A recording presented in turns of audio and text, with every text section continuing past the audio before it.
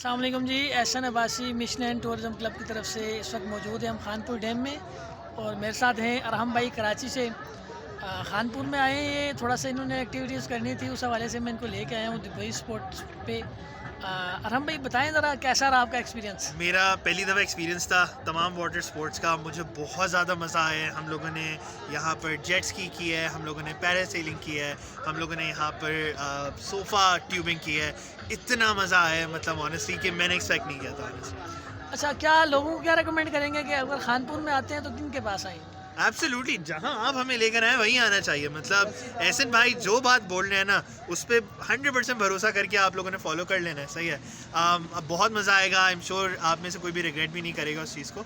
और ये चीज़ तो डेफिनेटली लगी रहनी चाहिए। और एहसन भाई, थैंक यू सो मच आपके सजेशन के लिए।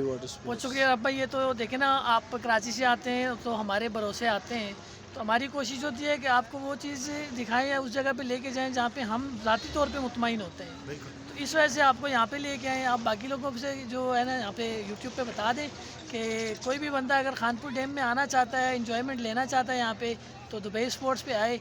यहाँ पे आतिफ एब्सोल्युटली। भाई होंगे और बाबर भाई होंगे। तो आप हमारा नाम लेंगे तो इंशाल्लाह आपको खुसूसी डिस्काउंट मिलेगा। इंशाल्लाह इंशाल्लाह। चलें जी, बहुत शुक्रिया। अल्लाह चलें। हाफिज़। अल्लाह हाफिज़।